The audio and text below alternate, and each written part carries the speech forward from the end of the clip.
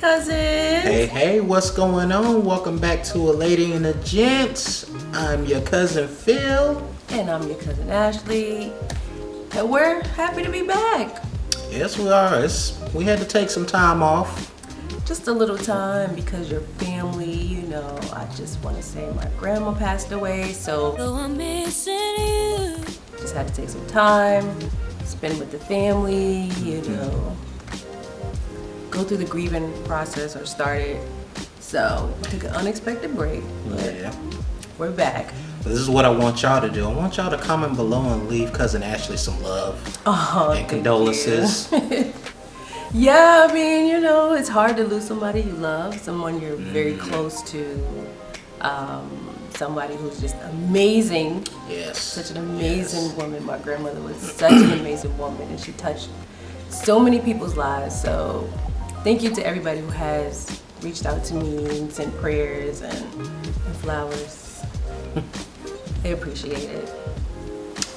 Speaking of family, there's one family member in particular that we need to shout out for our cousin of the day. It's time for the shout out. Who's our hey cousin? And the winner is... envelope, please. It goes out to Arcata. Hey.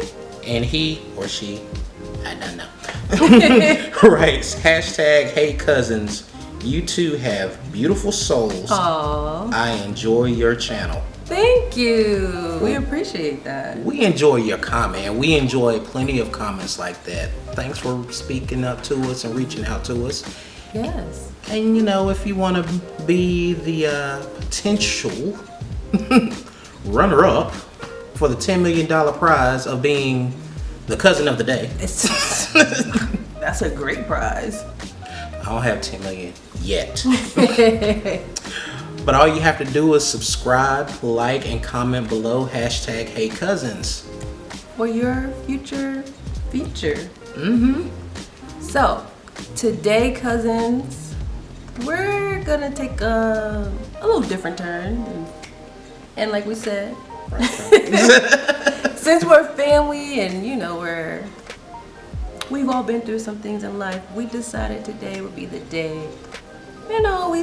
We did a little story time because I feel like there are a lot of people going through this or know somebody who is. So this is not my story, but I thought it was. It's definitely gonna be insightful, and I think it's gonna help somebody out there. And It's true. Somebody can gain or learn from this. I think that's all that matters. So I'm gonna let cousin Bill take it away because it's his story. Story time. Well, this story time in particular is about my baby boy, whom I will not mention names or put pictures up because it's a crazy world out here, and we're on a campaign of protecting our children. Right? Y'all see these comments? It's crazy out there. But this is when we found out when he was diagnosed with Autism Spectrum Disorder. As I said, it's a spectrum, so it ranges from low end to moderate to high end. He is fortunately on the high end. He still has a little touch and go moments, but highly intelligent. And just for context purposes, Autism Spectrum Disorder is a developmental disorder that affects communication and behavior. Although autism can be diagnosed at any age, it is said to be a developmental disorder because symptoms generally appear in the first 2 years of life. And as someone who's worked in mental health for a long time, and particularly with individuals who were on the autism spectrum, it is something that primarily is diagnosed young. And it's a great thing if you can get an early diagnosis just to start those early interventions. Well, the thing is, I wish we knew earlier on so we could start helping more, but it was just different things that we found out around the age of 2. Okay. How he has a strong affinity to cars. He does. So send all your Hot Wheels, Matchbox, whatever you get. But he has a strong affinity to cars, and I remember during Easter, Oh, in his basket? Mm-hmm. Oh, my mom used to put those in there for my brothers. My mom had got him a bunch of cars, and he would line them up in a perfect row. Wow. And just stare at them for hours. So one of the things that I did, it would be a particular car. I'm like, oh, this is a nice car. And I would pick it up. He would look up, just casually walk over to me, pick it up out of my hand, and put it back in his lineup. Oh, you messed up his order. Mm-hmm. I was like, that's... No, why you had to go and do that? I didn't mean to. And another thing that I noticed is, it was before he really got verbal and was speaking. He would walk up to every car outside, if we were outside, and would touch the emblem of each car. Wow. So it was like he was blessing the car. Oh, we got a little future pastor on our hands. I see it. He said, I'm gonna lay these hands. His daddy, no, I'm playing. His daddy ain't nothing.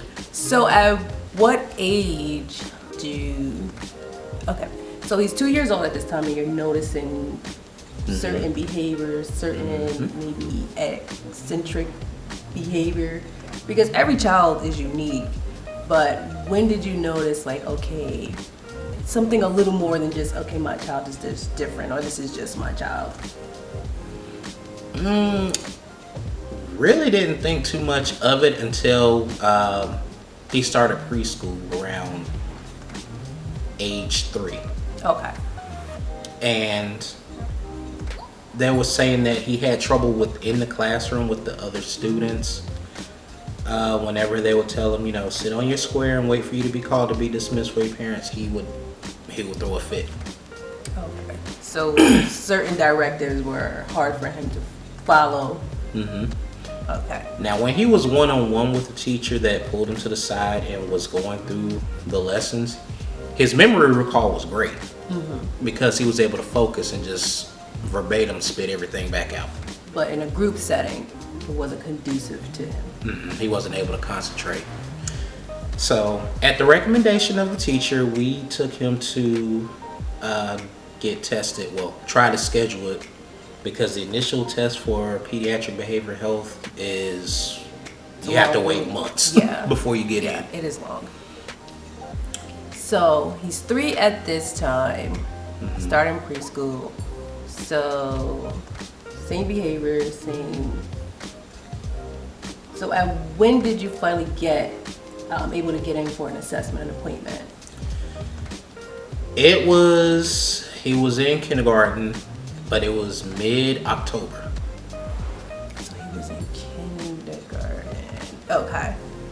Now we had everything set up in place, IEP, and that's an individual education plan. We had that in place. We had the other therapies in place, occupational therapy, the speech therapy at school. We had that set up in place, but we didn't have an official diagnosis yet.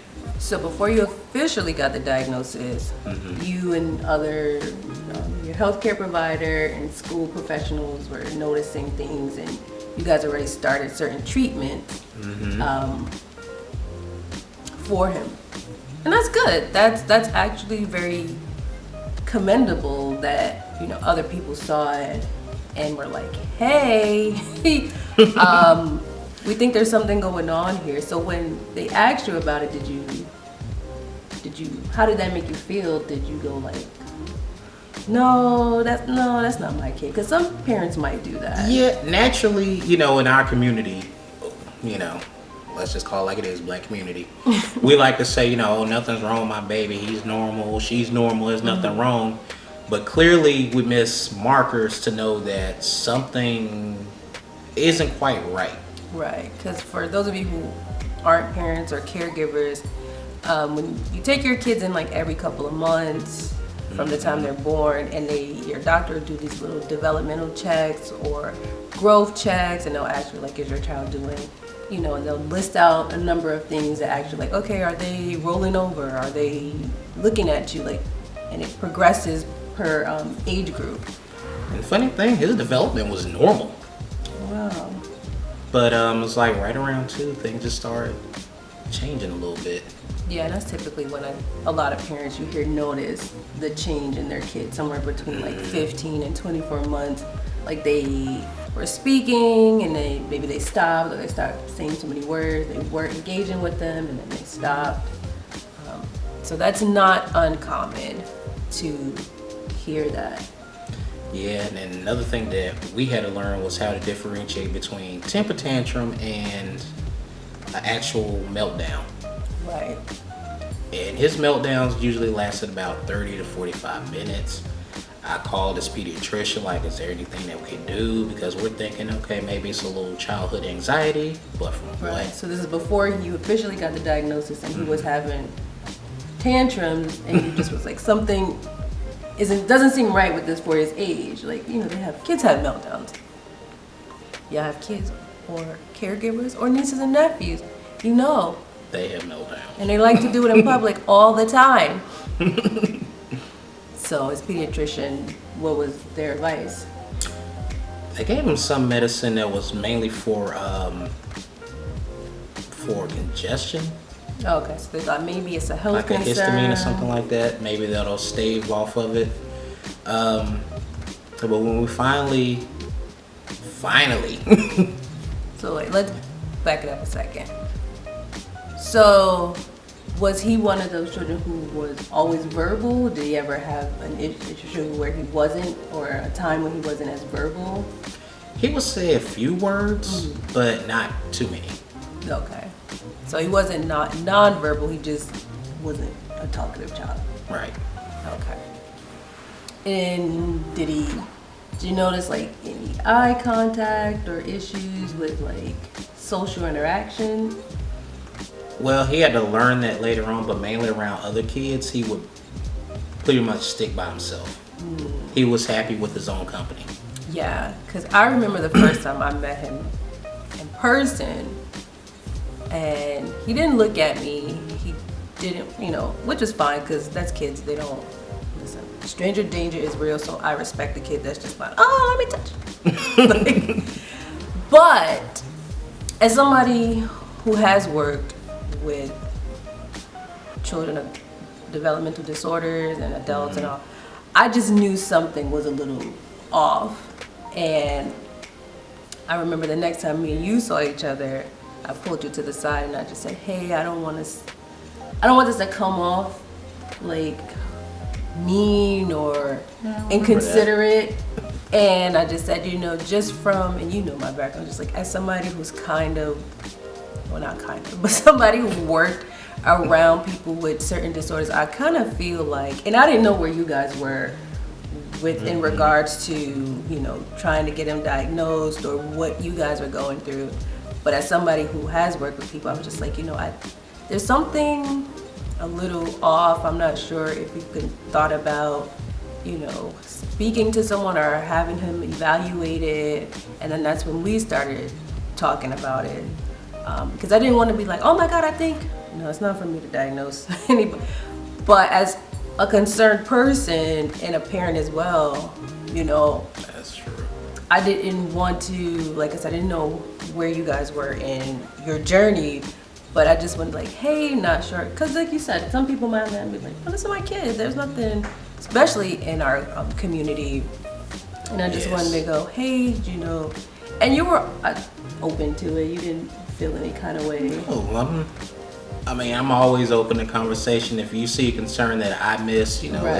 it's easy to talk about. Yeah, and it's such a sensitive topic, and I tried to not be like, oh my God, like I think it just was kind of like, hey, I noticed these things, and I think because we had a trust between us, you didn't think, like I wasn't trying to be malicious or like saying something was wrong with your son. Right. So it's okay to bring up things that people just understand this can be a sensitive topic whenever you're talking to somebody about their child. So yeah, and I think he was around 4 or 5 when I met him, so he's kind of right in line with what you guys were doing.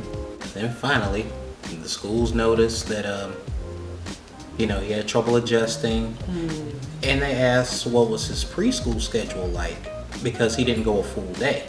He was in preschool. Yeah. So the school actually helped us out by adjusting his schedule to where he would go to school from 7:45 to like 11:30.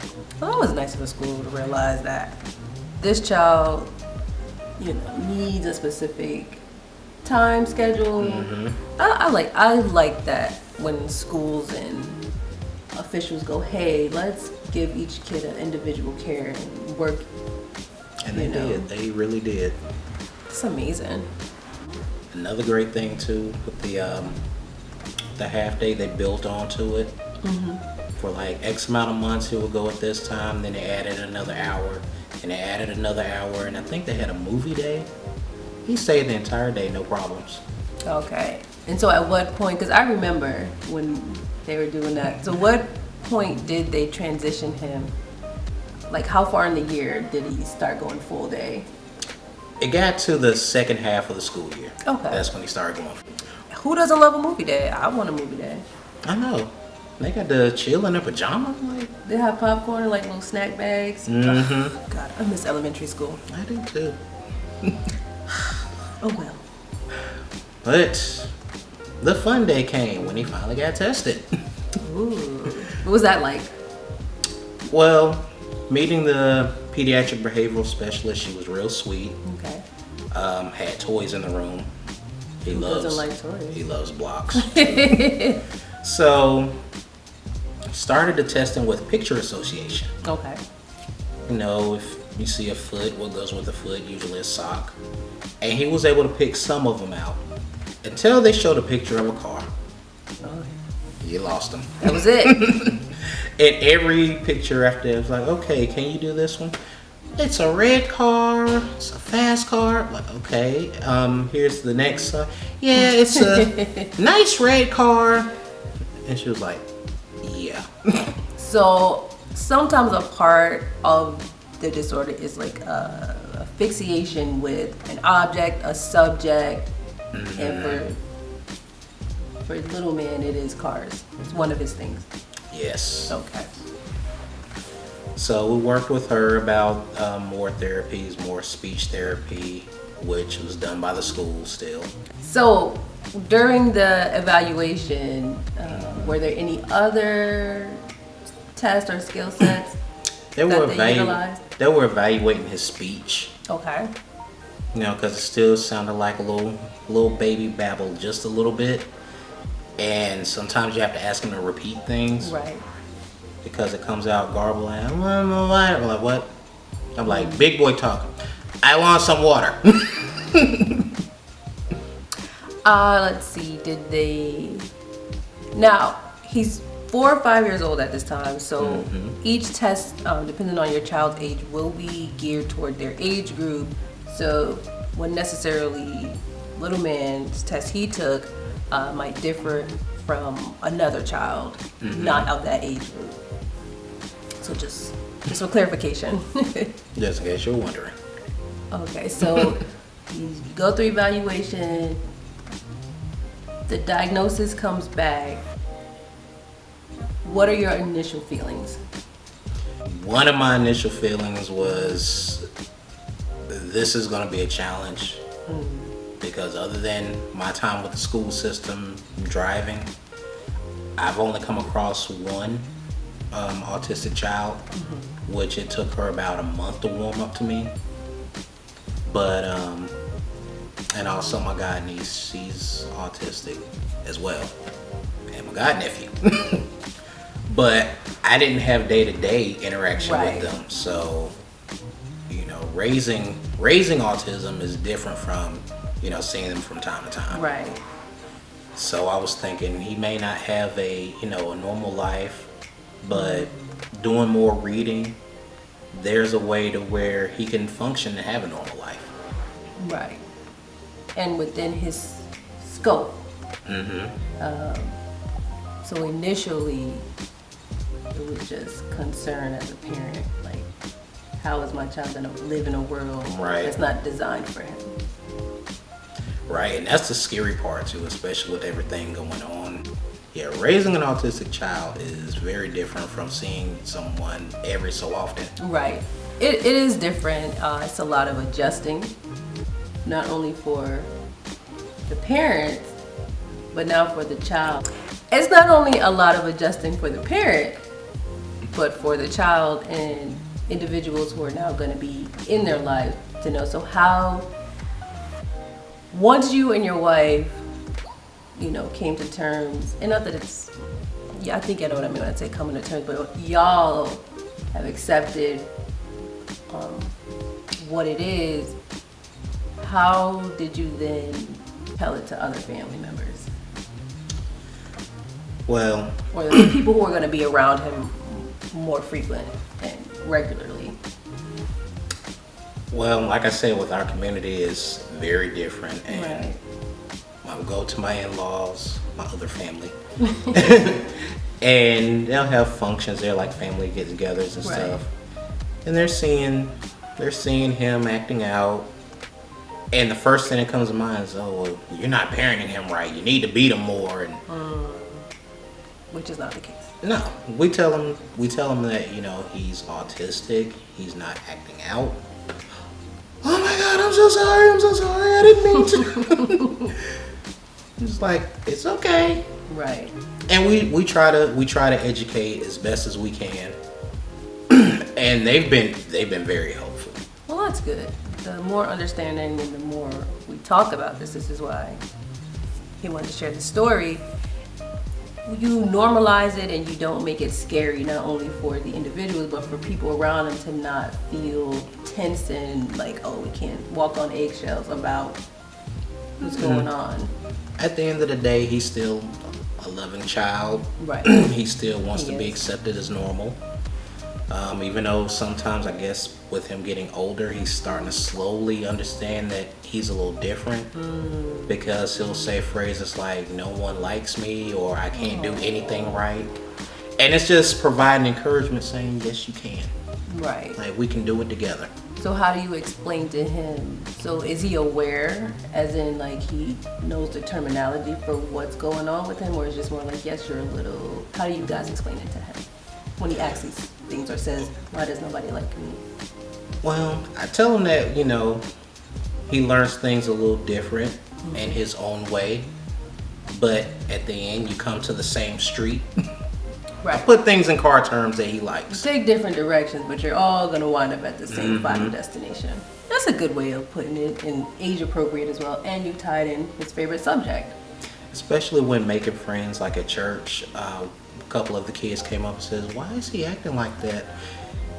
And I explained to him that this is his way of making friends, because he's excited when he sees other children, because there isn't other children at home. Because my oldest child, she's an adult. Right. So, that's his way of making friends. And they were so friendly to him after that. Well, that's good. I find children tend to be more understanding than adults in general. So that's good that you can speak with them and they can go, oh, okay. Yep, but now we got a rising second grader on our hands. He's doing very well in school. As a matter of fact, with the online learning, they said he was at the top of his class. That's great. And he was able to pick it up and no issues. And Oh, there was issues. I don't feel like doing this. I'm I'm bored. with you. I'm tired. Like, no, you're not. You just don't want to do it. But, for people who are on the spectrum, it doesn't mean like you can't learn or you're not smart. I mean, some of these children are super bright and super intelligent. Very. And as a part of that fixation, with the subject matter. Like one of my clients I worked with, he was obsessed with numbers. Like he would just say numbers all day and like shout out mathematical equations, and we'd be like, Wow. oh. Where was he at when I was in school? I know, so like, we're gonna take you to play Lotto. I don't think anybody ever won Lotto, but he could solve, like Rain Man, right? I think even though it's a fictional character based, Hey, what did you do? that sense of one subject, super focused, tends to really shine and bright in academics. So that's good, and you're picking up on his strong suit. So that's amazing. So is there any advice or tips you would like to share, or final thoughts to give to the cousins? Yes. If you think that your child may be autistic, anywhere on the spectrum, don't be afraid to get your child tested. Yes. That doesn't mean your child is any different. That means they learn in a different way. And there is a strong community that will help you, a strong community of parents that will be your support system. And you'll realize how many resources there are out there, which in the description, I'm gonna link the link to Autism Speaks and also other resources that may assist. Yes, just don't be afraid. It can be scary navigating, coming to terms, accepting it's okay to feel like, why me? Why is this happening to me and my child? Because as parents, we all just want what we feel is the best for our child. We don't want them to have or what we perceive as any struggles in life. And it's okay if you do have those feelings. That's natural to feel that way. If you didn't feel that way, it might be like, oh, okay. But it's okay to feel that way and understand, like Phil said, your child just learns differently. They might not take the path or the direction you want, but you're all going to end up at the same final destination. And at the end of the day, always love your kids no matter at what level they are, because they thrive on your love and your support, and that's how they believe that they can do anything they set their mind to. They sure can. So with that, cousins, story time is concluded. And I bared my soul to you. So hopefully, this was able to help somebody, or even other parents who are currently going through it. You're not alone. There's a community there for you. So if any of you want to share a story or have questions, the comments are open. Always comment down below. Yeah. Leave a like. Don't forget #HeyCousins. And we'll shout you out in the next video. Until then, I gotta get her something to eat. Oh, baby, hungry. See you later, cousins.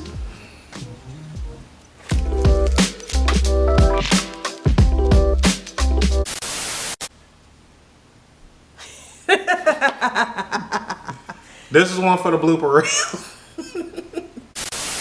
On the set! Sorry. Thanks! And who said I ain't loud enough? We keep it real on here. You can do what you want with that. Okay. Where were we? For the child. Excuse me. I tried to hold it. Take 2.